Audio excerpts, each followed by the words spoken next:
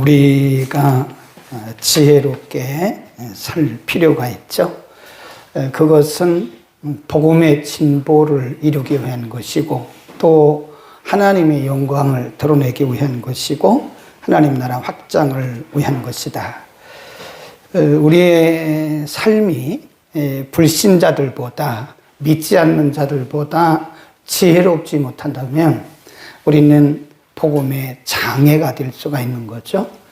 그래서 우리는 매사에 우리의 삶의 매사에 지혜로울 필요가 있는 것이다. 그런 지혜를 어디서 배우냐?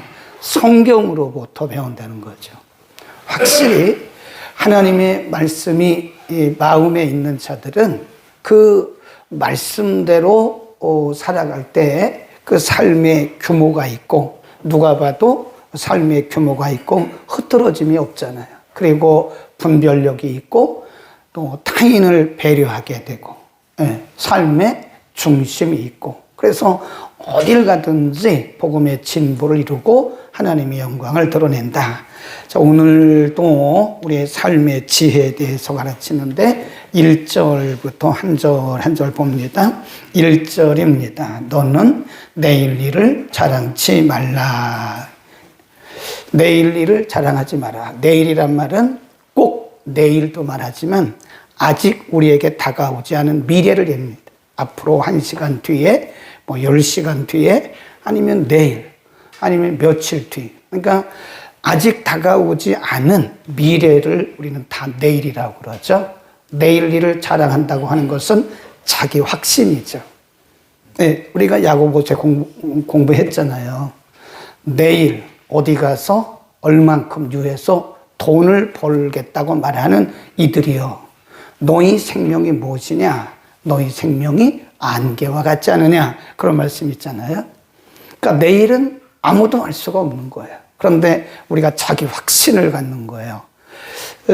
물론 믿는 사람들이 하나님을 의지하고 자기 확신을 갖는 건 좋아요. 그런데 하나님을 배제하고 우리가 계획을 세우고 내가 뭘 하겠다 하는 이것은 어떻게 보면 굉장히 약한 것이다. 그 뒤에 뭐라고 그랬냐면 왜 내일 일을 자랑하지 말라고 그랬냐면 그 뒤에 뭐라고 그랬죠? 이는 하루 동안에 무슨 일이 일어날는지 내가 알 수 없다.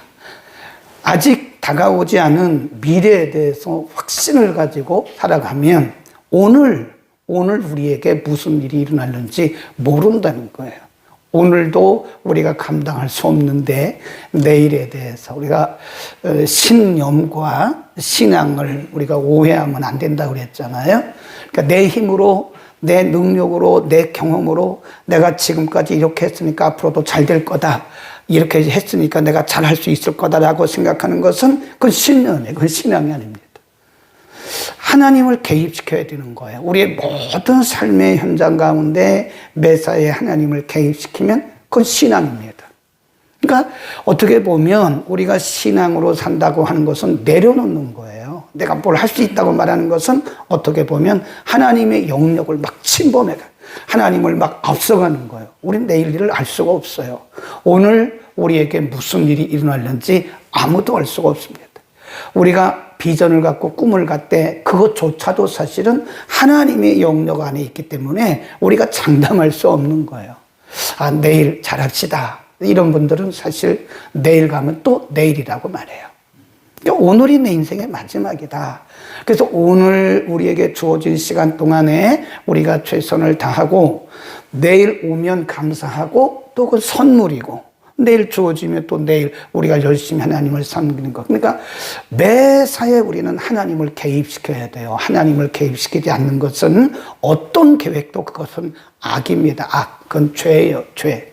그러니까 우리가 계산을 막 합니다. 하나님을 배제시키는 거예요. 하나님께 기도도 하지 않아요. 그 하나님의 뜻도 여쭙지도 않아요. 그리고 하나님의 말씀 앞에 자기를 내려놓지도 않아요. 그리고 계획을 막 세워요. 내가 이렇게 하고 이렇게 하고 이렇게 하고 이렇게 한다. 어떤 분들을 보면요, 우리 다이어리를 쓰잖아요. 다이어리에다가 막 쫙 써 있어. 내일은 뭐 하고 모레는 뭐 하고. 물론 그것은 사람들과의 약속을 뭐 쓰는 거야 당연하죠. 약속 시간을. 그런데 자기가 계획을 세워요. 내가 이렇게 하겠다, 이렇게 하겠다, 이렇게 하겠다. 계획을 세우는 건 뭐 나쁜 게 아니겠죠. 그런데 하나님을 배제하고 하는 것은 다 의미가 없는 것이다. 우리가 살아왔지만 우리가 계획한 대로 됩니까? 우리가 계산한 대로 됩니까? 안 되잖아요. 안 돼요. 그러니까 어떻게 보면 믿음으로 산다고 하는 것은 그냥 다 내려놓는 거예요. 그리고 그분이 인도하시는 대로 따라가는 거예요. 그 영성훈련이 뭐냐?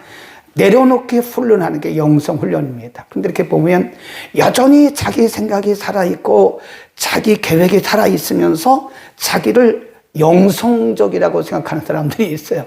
나는 방언을 하니까, 나는 뭘 하니까, 그 영적인 은사가 있으니까 나는 영성적이다. 아닙니다. 아니에요. 우리가 아무리 능력을 행하고 병을 고치고 별 은사가 다 있을지라도 여전히 내 힘으로 뭔가를 하려고 하면 내 일을 자랑하고 내 일을 염려한 이런 것들은 어떻게 보면 하나님 앞에서는 굉장한 불신앙이에요. 불신앙. 그러니까 우리가 어떻게 보면요, 굉장히 불신앙으로 살면서 내가 믿음이 좋다고 착각하는 경우가 굉장히 많습니다.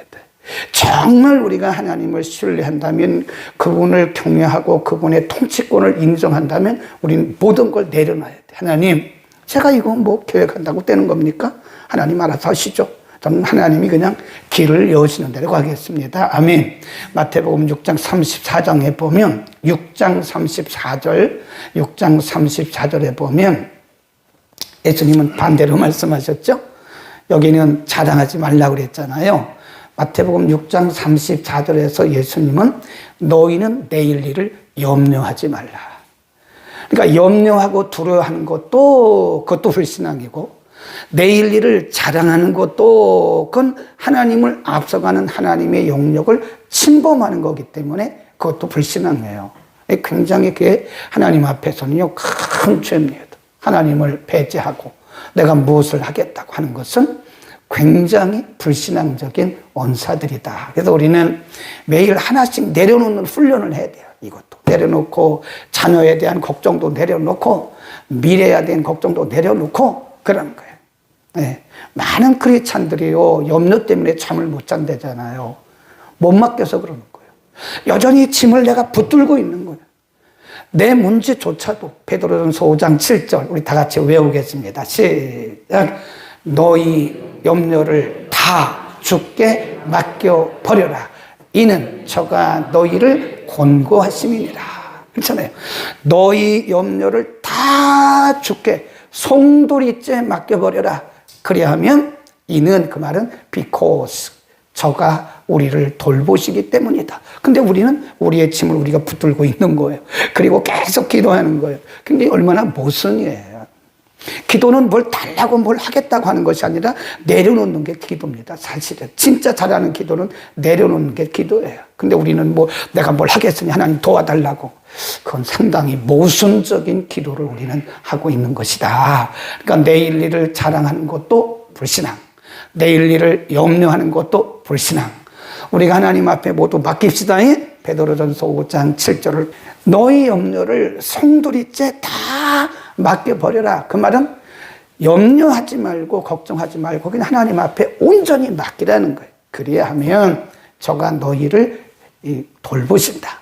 권고한단 말은 하나님이 너희를 돌보신다. 아멘. 우리 자랑하지도 말고, 자랑하는 것도 불신앙이고요, 그 교만이고요, 염려하는 것도 불신앙입니다. 그냥 다 맡기고 살자고요. 편안히 주무세요. 편히 살아가세요. 그리고 하나님께서 우리를 인도하시는 대로 가면 되는 거예요. 어차피 우리 인생은 우리가 할 수 있는 게 아무것도 없어요. 내일 일을 아무것도 할 수가 없잖아요.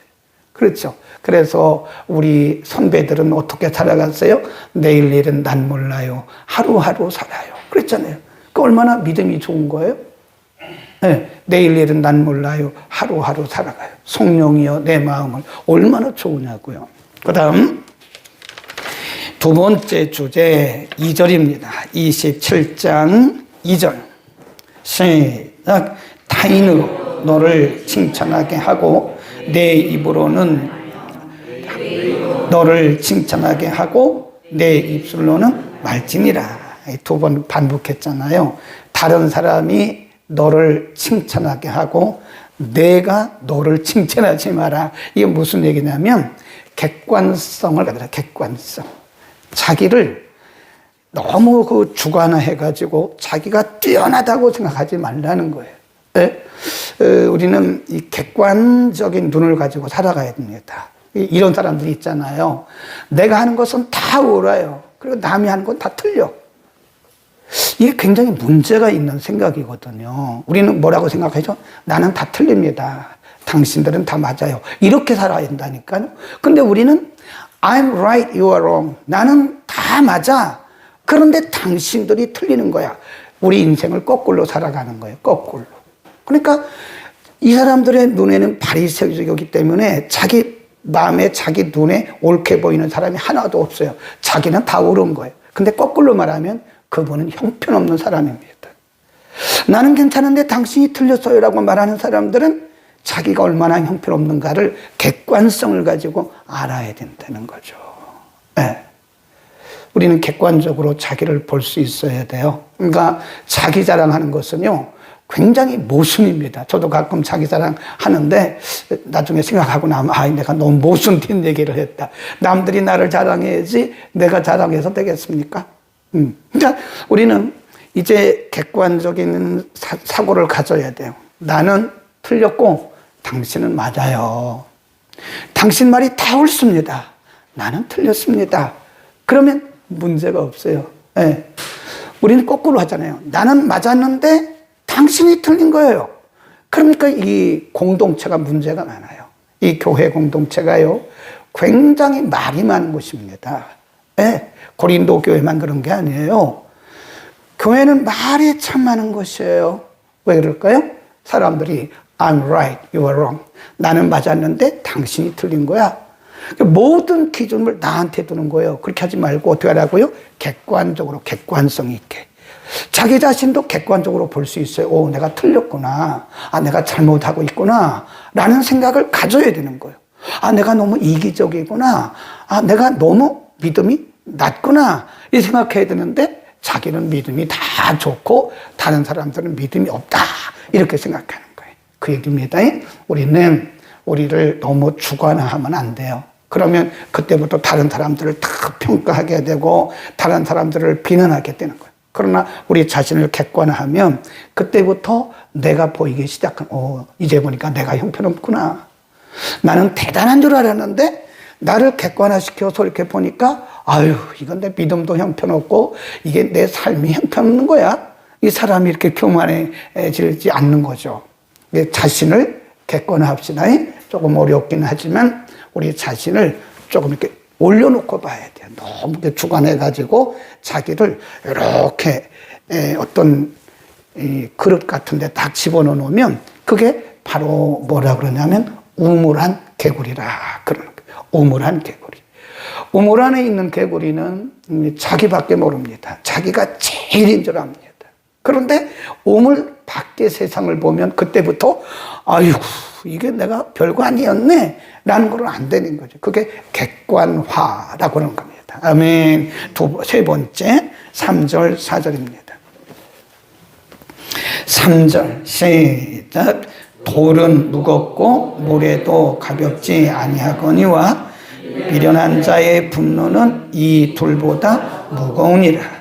부는 잔인하고 노는 창수 같거니와 투기 앞에 누가 서리오. 돌, 모래, 무겁다는 건 그렇죠. 이 돌이나 이런 모래, 물론 모래 한 알이야 뭐 가볍죠. 그런데 모래를 막 하면 모래가 작은 알 같지만 굉장히 무거워요. 돌도 굉장히 무겁습니다. 그러면 모래가 무겁다, 돌이 무겁다. 이건 뭘 의미하는 거죠? 중압감. 무겁다. 그 말은 우리에게 뭐가 된다는 거죠? 상당히 우리에게 영향력을 주는데 지치고 힘이 들어요. 그렇죠? 무거운 돌을 끌고 가려고 해요. 그러면 지치죠. 힘들죠. 무거운 모래덩이를 끌고 가려고. 그럼 지치고 힘이 들잖아요? 그런데 우리 안에 분노를 품잖아요. 그럼 우리 인생이 힘들다는 얘기예요. 우리 인생이 지치는 거예요. 또 분노를 품은 사람들과 우리 같이 살잖아요. 그럼 우리가 굉장히 지치고 힘든 거예요. 그렇죠? 우리가 우리 공동체 안에서 누군가를 막 시게 하고 분노하는 사람과 같이 공동체 생활을 한다고 생각해 보세요. 신앙생활을 한다고 생각해 보세요. 신앙생활이 행복하지가 않아요. 늘 짐이 되는 거예요. 지쳐요. 그 사람 때문에 지쳐. 분노하는 사람들과 공동체에서 살다 보면 우리가 늘 지칩니다. 별거 아닌 거 가지고 막 짜증내고 별거 아닌 거를 오해하고 별거 아닌 걸 가지고 막 공격하면요, 사람이 지쳐요. 지칩니다. 그게 사단의 전략 중에 하나예요. 그게 우리의 힘을 빼는 것이 뭐냐? 우리가 신앙생활 하는데 하나님 믿고 복음의 진보를 위해서 하나님 나라 확장을 위해서 열심히 일을 해야 되는데 우리 안에 그런 우리를 지치게 하고 힘들게 하는 어떤 무리들이 있으면요, 우리가 앞으로 못 나가요. 그러니까 사단이 그런 거를 이용하는 거예요. 악용하는 거예요. 우리 지체들 가운데 막 오해를 하게 하고 공격을 하게 하고 또 막 분노를 하게 하고 시기하게 하고 그래가지고 우리 공동체 신앙생활이 재미가 없는 거예요. 행복하지 않아요. 믿음 생활은 어떻게 해야 돼요? 행복해야 됩니다. 아멘. Are you happy? Yes, I am. 굉장히 행복합니다. In Jesus. 예수 안에서 너무 행복합니다. 아멘. 우리가 교회 오는 게 행복해야 된다니까요. 예수 믿는 게 행복해. 근데 그 사람 때문에 교회 가면 행복하지가 않아요. 그 사람이 짜증내고 분노하고 그 사람이 막 공격해야 되고 그러면 이 공동체가 힘이 들어가는, 지치는 거예요. 그 얘기입니다, 이게. 모래와 돌은 무거워서 사람으로 하여금 지치게 하는 것처럼 분노가 다른 사람들을 지치게 하고 그 다음에 내 속에 있는 분노가 나를 지치게 하고 내 힘을 쭉 빼는 거예요. 사람이 지치는 거예요. 지칩니다. 내 속에 누군가를 미워하잖아요. 제일 먼저 상처받는 사람이 나예요, 나. 내가 누군가를 막 비난하잖아요. 그러면 일시적으로 마음이 편할지 모르지만 제일 먼저 상처받는 것이 내 영혼입니다, 영혼. 그리고 나서 기도가 되겠습니까? 누군가를 막 비난하고 비판하고 이러고 나서 기도가 그냥 막 되겠어요? 안 되죠. 성령의 역사를 안 하죠. 그러니까 내가 지치는 거예요. 혹시 여러분 가운데 내가 왜 이렇게 피곤하지? 내가 왜 이렇게 지치지? 내가 왜 이렇게 뭔가 모르게 내가 마음이 기쁘지 않지? 여러분 자신 속에 분노가 있는가를 생각해 봐요.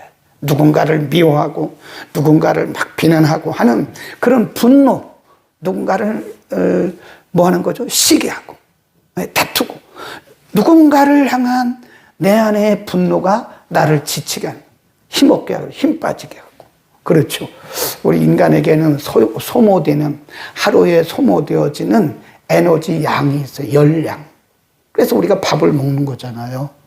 밥을 먹어줘야, 제때 밥을 먹어줘야 되고 제때 잠을 자야 돼요. 그래서 이것이 안 되면 우리가 이제 비타민을 하루를 살아야 되는데 우리 속에 분노가 있으면 이게 쑥쑥 다 빠져나가는 거예요. 이게 만 칼로리 중에서 우리 안에 있는 모든 에너지가 분노함과 동시에 쫙쫙쫙 빠져나가요. 그러니까 사람이 지치는 거예요. 영적으로, 혼적으로, 육적으로 지치는. 그러니까 우리가 분노하면 누가 제일 손해요? 내가 손해입니다. 내 안에 있는. 그럴 때는 빨리 말씀 메가도스를 하세요. 비타민 메가도스가 아니라 메가란 말은 큰 그런 뜻이잖아요. 그러니까 말씀을 많이 읽으세요. 기도를 많이 하세요. 그래서 은혜 메가도스를 해서 그 열량을 채워지지 않으면 우리는 지치는 거예요. 지치는 거예요. 분노가 우리를 지치게 합니다. 분노하지 마세요. 분을 품어도 해가 지기 전에 풀어요. 누군가를 미워하고 있다면 해가 지기 전에 빨리 풀어야 됩니다. 그렇지 않으면 우리 속에 있는 모든 열량들이 기도해서 채워놓고 밥 먹어서 채워놓고 운동해서 채워놨는데 그런 칼로리 열량들이 다 에너지들이 빠져나가가지고 우리로 하여금 지치게 만드는 거다. 분을 품지 말고 사랑합시다. 우리가 누군가를 사랑하잖아요. 그러면 메가도스보다 몇 배의 효력이 있대요. 효능이 있대요. 누군가를 사랑하잖아요. 그러면 사람들에게 다이돌핀이라는 게 나옵니다. 다이돌핀. 사랑하고 누군가를 이렇게 기쁘게 해주고 누군가에게 막 어떤 뭘 준다 그러죠? 소망을 주고 그러면 누군가를 섬기고 그럼 우리가 기쁘잖아요. 그러면 우리 속에 하나님이 만들어 놓으신 이 기능들이 막 작용하면서 우리 뇌 속에서 다이돌핀이 막 나오는 거예요. 그러면 사람이 메가도스 9,000cc 먹는 것보다 훨씬 낫다는 거예요. 사랑하며 삽시다. 사랑하고 용서하세요. 내가 사는 길이에요. 분노하지 마세요. 분노하면 내가 죽습니다. 모든 에너지가 다 빠져나가는. 아멘. 그 다음 5절입니다. 5절 시작. 면책은 숨은 사랑보다 나으니라. 친구의 통책은 충성에서 말미암은 것이나 원수의 자주 입맞춤은 거짓에서 난 것이다. 친구의 통책. 그 다음에 9절 말씀에 보면 기름과 향이 사람의 마음을 즐겁게 하듯이 친구의 충성된 권고가 이와 같다. 아름답다. 그랬습니다. 네. 기름과 향이 사람의 마음을 기쁘게 하는 것처럼 친구의 충성된 권고, 줄거놓으세요. 충성된 권고. 그 다음에 6절에 보면 악인, 원수의 자주 입맞춤, 거짓에서 날, 거짓에서 나는 자주 입맞춤이라고 하는 것은 진실성이 없는 말을 말하는 거예요. 네, 진실성이 없어요. 그냥 립서비스 하는 거죠. 예, 립서비스. 그런데 사람이 그 속에는 진실성이 없어요. 우리가 알잖아요. 사람이 말하는 것을 보면 저 사람이 진실로 하는 말인가? 아니면 그냥 립서비스 하는 것인가? 그냥 듣기 좋게 그냥 한 것인가는 알 수 있잖아요. 근데 여기서 말씀하는 것은 친구의 진솔한, 때로는 책망을 하고 때로는 칭찬을 하고 이래서 바른 말이라고 해서 막 마음 아프게 하는 게 아니라 진심으로 그를 위해서 하는 말은요, 듣는 사람이 압니다. 공격하는 것 같잖아요. 어떤 사람들은 상대를 위해서 하는 말인데 막 공격하듯이, 그건 바른 말이 아니에요. 방법이 틀린 거예요. 공격하듯이. 그러면 그 사람을 상처를 주는 거죠. 공격하듯이 하지 말고 진솔한 마음을 담아서 그에게 전달해 주면 이것이 바로 사람을 기쁘게 하는 기름과 향보다도 훨씬 나은 것이다. 그러니까 사람은요, 이게 사람 인자가 이렇게 됐잖아요. 이렇게 됐잖아요. 그러니까 사람은 혼자 못 살아요. 사람은 절대 혼자 못 삽니다. 그러니까 독불장군이 없어요. 아무리 머리가 뛰어나고 아무리 돈이 있고 아무리 재능이 있어도 사람은 혼자 못 삽니다. 반드시 사람은 사람 속에 살아야 돼. 그래서 사람 인자가 이렇게 돼 있는 거예요. 서로 이렇게 하나님이 태초에 사람을 만들 때 그래서 남자와 여자로 만드시고 둘이 하나가 돼서 한 몸을 이루다가 한 몸이란 말은 one person입니다. one person. 그러니까 결혼하기 전까지는요 한 몸이 아니에요. 한 인격이 아니에요. 그러니까 남과 여가 만남으로써 one person. 우리말 성경에는 한 몸이 될지니라 그러는데 한 인격체가 될지니라 그런 말이란 말이에요. 사람은 같이 살게 돼 있는 거예요. 그래서 우리가 서로 주고받고 서로 위로하고 서로 지지대 역할을 하면서 그렇게 살아가는 거예요. 아멘. 신앙생활도 혼자 못합니다. 성경은 무슨 저 산속에 들어가가지고 그런 뭘 한다 그러죠? 그 뭐 영성 훈련을 하고 그거 아니에요. 너희는 세상의 빛이라고 해요.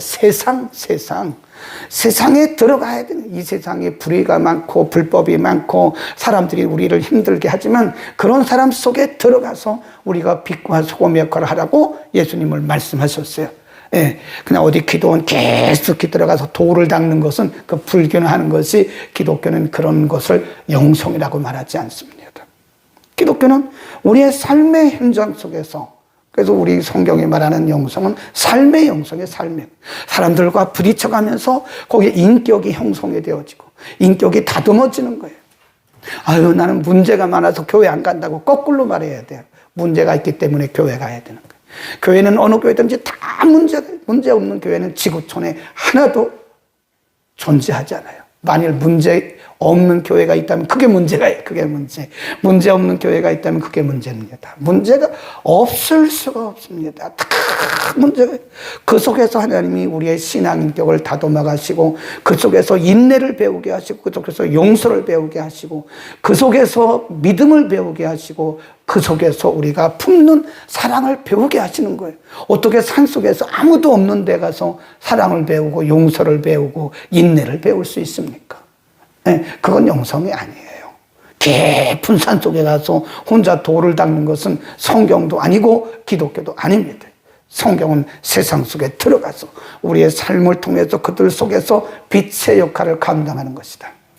아멘. 그래서 우리는 서로 돕는, 그래서 우리가 서로 공동체 안에서 서로 의지하고 살아야 되는 거예요. 의지하고 살아야 돼. 서로. 얼마나 좋아요. 우리가 서로 의지하고 대화하고 살 수 있는 우리의 지체들이 있다는 게 얼마나 감사합니까? 그렇지 않은 사람은 외로워서 못 삽니다. 그래서 서로가 우리가 이렇게 의지하고 기도하고 함께 주고받을 수 있는 우리의 지체들이 있다는 것에 대해서 감사할 수 있기를 바랍니다. 그리고 세워주자고요. 자꾸 나쁜 말은 절대 하지 말라고 그랬죠? 좋은 말만 해도 사실 우리가 시간이 짧아요. 시간이 짧아요. 그냥 좋은 말, 세워주는 말, 용기를 주는 말, 이런 말을 하자고요. 아멘. 그 다음에 깜짝 놀랐죠? 8절. 8절입니다. 시작. 본향을 떠나 유리하는 사람은 보금자리를 떠나 떠도는 새와 같아. 거기다가 줄 거놓으세요. 본향. 이 본향을 우리가 두 가지로 해석할 수 있어요. 본향. 본향을 떠나 떠도는 사람은 보금자리를 떠난 새와 같아. 새는 어디서 살아야 돼? 보금자리. 새는 보금자리에서 살아야 돼요. 그게 자기 안식처예요. 보금자리. 그게 새 우리. 그게 그 새의 안식처입니다. 근데 여기를 떠나면 그것은 마치 보금자리를 떠난 새와 같은 것이다.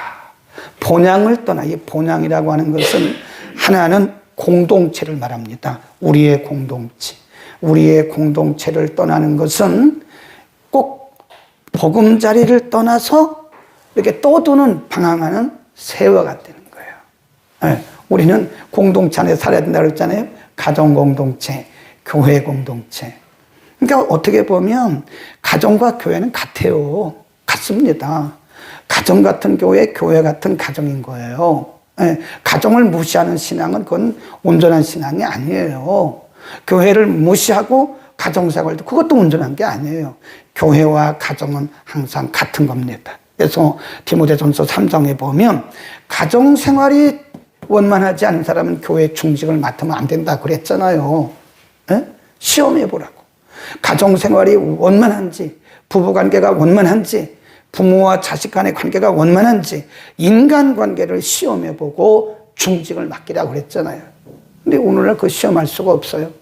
다 개인 비밀들이 많아요. 그건 개인의 프라이버시라고 그래가지고 얘기도 하지도 않아요. 그러니까 교회 보면 별 사람이 교회 직분자를 다 맡았어요. 별 사람들이 교회 중직을 다 맡고 있는 거예요.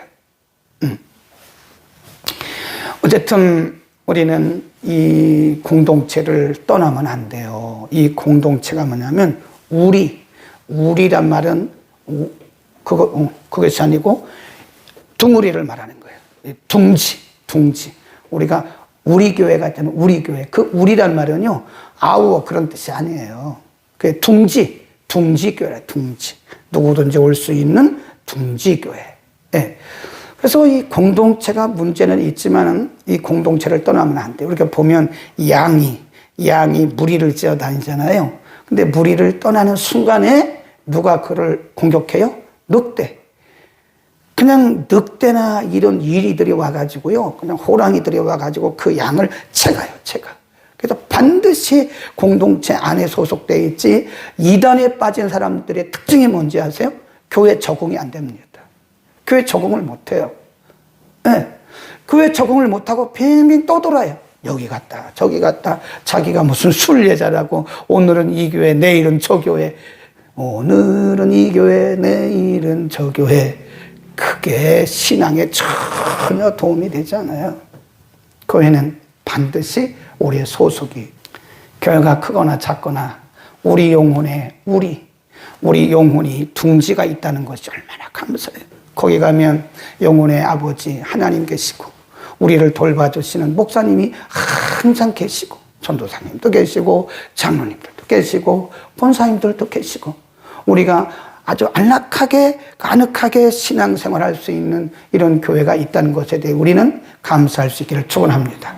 그 다음에 본향을 떠나 떠도는 사람은 마치 둥지를 떠난 새와 같다는 것은 삶의 방향성을 얘기하는 거예요. 삶의 방향성 중에 우리의 final destination, 우리의 마지막 종착지는 어디죠? 하나님 나라죠. 하나님 나라. 아멘. 우리의 마지막 final destination은 하나님 나라의 저천국이에요. 저천국. 그런데 보면 종착지가 없이 떠도는 사람들 많아요. 지옥 가는 사람들이죠. 내가 왜 사는지도 몰라요. 내가 왜 사업을 해야 되는지도 몰라요. 우리가 잘 먹고 잘 살고 이게 우리의 삶의 목적이 아닙니다. 절대로 아닙니다. 우리는 천국 가는 게 목적이에요. 그래서 우리가 잘 먹고 잘 사는 게 목적이 아니라 예수를 잘 믿는 게 우리의 소망이 되시기를 축원합니다. 우리가 이 땅에 있는 동안 예수를 잘 믿어야 천국에 갈 거 아닙니까? 아무리 좋은 거 먹으면 뭐래요. 아무리 좋은 집 사면 뭐라냐고요. 그건 우리의 본질이 아닌 거예요. 우리의 본질, 우리의 마지막 종착지는 본향 하나님의 나라. 그래서 우리의 조상들은요, 히브리서 11장에 보면 항상 그 나라를 사모했어요. 그 나라. 빨리 펴보세요. 히브리서 11장 14절. 히브리서 11장 14절. 우리의 믿음의 조상들은 언제나 이 세상이 우리의 삶의 종착지가 아니었어요. 히브리서 11장 14절, 15절, 16절. 365면 시작. 이같이 말하는 자들은 본향 찾는 것을 나타내미라.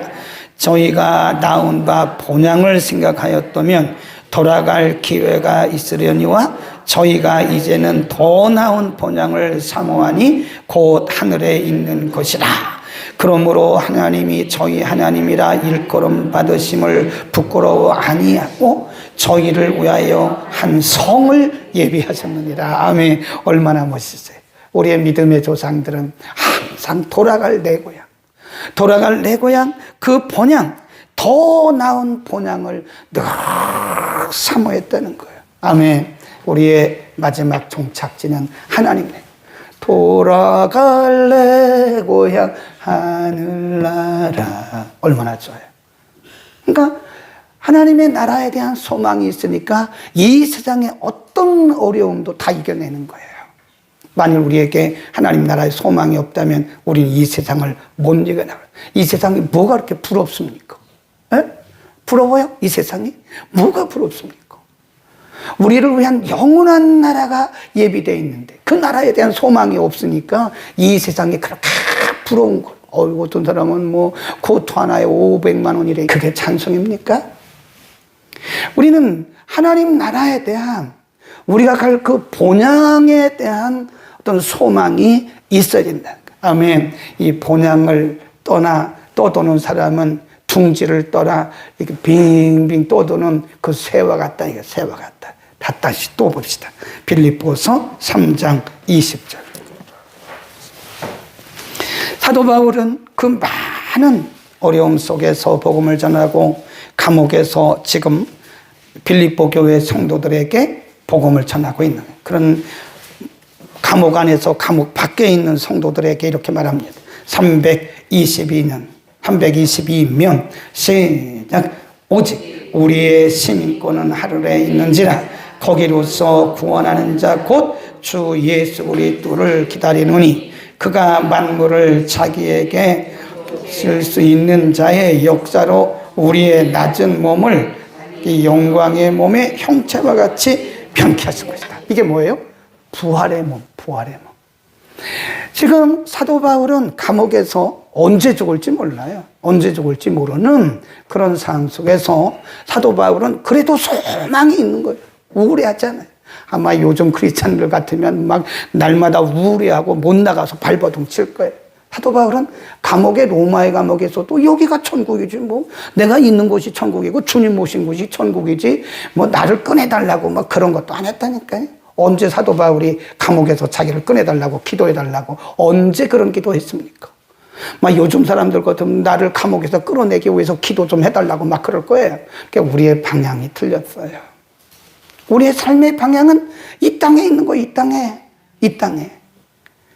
우리의 믿음의 조상들은 항상 하나님 나라 본향에 믿음의 그 방향성이 언제나 하나님 나라 파이널 데스티네이션이 마지막 종착지가 어디냐? 하나님 나라는 하나님 나라.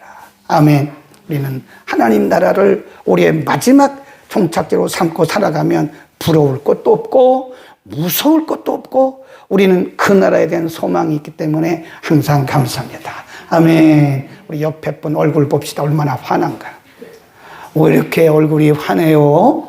왜 이렇게 환해요, 집사님? 왜 그럴까요? 우리는 본향이 있다. 갈 본향이 있다는 게. 네. 우리의 몸을 영광스러운 그리스도의 몸으로 변화시킬 그랬잖아요. 21절에. 우리의 이 썩을 몸을 영광스러운 그리스도의 몸으로 변화시킬 그 나라. 영원한 그 나라. 다 시간 허비하고 물질 허비하는 거예요. 진짜 드려야 할 곳에는 드리지 않는 거예요. 하나님 나라 확장, 복음 전하고 선교하고 전도하는 일에는 요 10원 한 푼도 안 써요. 그리고 자기를 위해서는 막 그렇게 아유, 저거 보면 참 삶의 방향성이 틀렸구나. 삶의 방향성이 틀렸구나. 우리의 삶의 방향성은 하나님의 나라. 아멘. 거의 다 끝났어요. 7절. 늦게 오신 분이 계셔서 조금 더 해야 돼요. 얼마나 힘들게 오셨는데 지금 끝나면 안 되잖아요. 7절입니다. 27장 7절. 자, 939면 전후에 시작.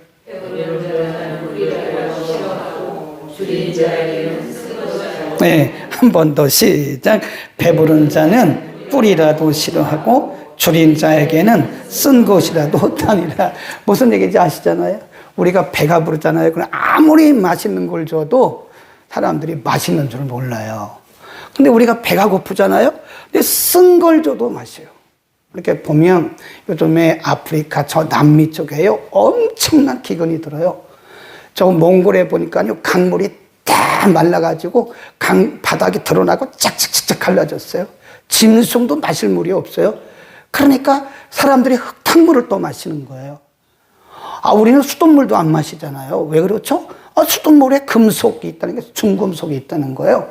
그래서 집집마다 다 그 정수기를 놓고 pH 뭐 따져가면서 뭐 물을 마신다고요. 우리 배부른 거예요.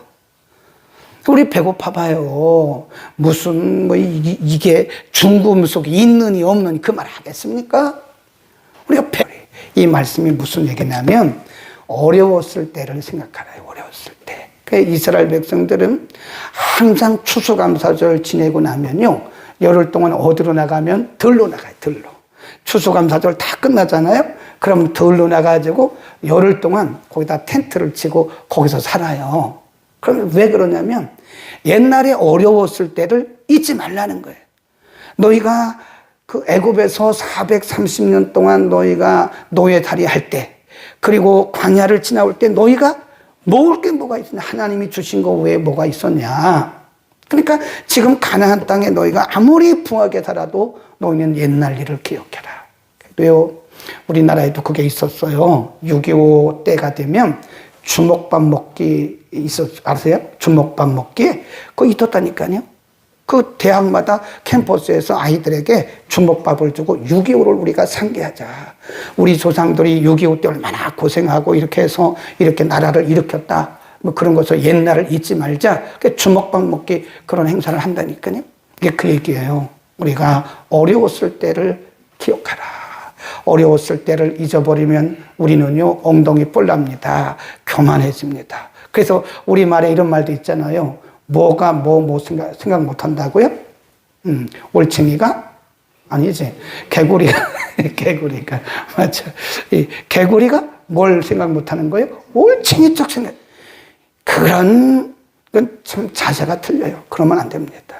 자기가 언제부터 잘 살아요? 우리 민족이 언제부터 잘 살았다고. 에? 제가 나이가 얼마 안 됐는데 어렸을 때 먹을 것이 없었어요. 입을 것이 없었어요. 신을 것이 없었어요. 하루에 한 끼, 평생 우리가요, 초등학교 다닐 때 쌀밥 먹는 것이 소원이었습니다. 계란국 먹는 것이 1년에 2-3번밖에 못 먹었어요. 그런 때가 있었는데 우리가 지금 이렇게 사는 것은 하나님의 은혜로 풍성하게 살잖아요. 하나님의 은혜를 잊어버리면 되겠습니까? 우리가 옛날에 어려웠을 때를 잊어버리면 되겠습니까? 여러분, 우리 다 월세 살다가 지금 집 산 사람들 아니에요. 그런데 옛날에 월세 살았던 거 다 잊어버리고 왜 지금도 월세 사냐? 그러면 돼요, 안 돼요? 안 되죠.